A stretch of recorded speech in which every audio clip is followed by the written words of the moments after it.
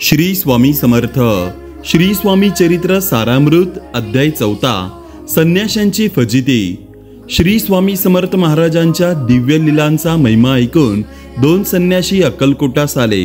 श्रींचे बाह्य वर्तन पाहून हे स्वामी नाहीत, ढोंगी आहेत, त्यांच्या नादी लागू नका असे अत्यंत कडवट भाषेत हे संन्यासी दर्शनार्थींना सांगू लागले. श्रींबरोबर हे संन्यासी एका भक्ताच्या घरी आले.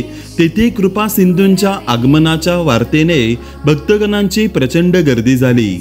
श्री स्वामी समर्थ नामाचा जयघोष करीत स्वामींच्या चरणी दक्षिणा, फुले, फळे, मिठाई सश्रद्ध मनाने अर्पण करून श्रींचे दर्शन घेऊ लागले. भक्तांची ही श्रींवरील अचल भक्ती, निस्सीम प्रेम व भक्तिभाव पाहून हे संन्यासी आश्चर्याने थक्क झाले.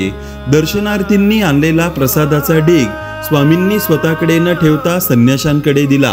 मेवा मिठाई पाहून संन्याशांच्या तोंडाला पाणी सुटले, पण खाणार कसे? कारण स्वामी भक्तांची प्रचंड गर्दी समोर होती. गर्दी ओसरली तेव्हा सूर्यास्त झाला होता. सूर्यास्तानंतर संन्याशांना अन्नपाणी वर्ज्य असल्याने दोघांनाही उपवास घडून त्यांची फजिती झाली. भुकेने व्याकुळ होऊन त्यांनी रात्र जागून काढली. भक्ती, ज्ञान आणि वैराग्य ज्यांचे आश्रयस्थान आहे, अन्नपूर्णा ज्यांच्या आज्ञेत आहे, त्या स्वामींनी त्या दिवशी अन्नोदकाला स्पर्शही केला नाही. श्री स्वामी समर्थ.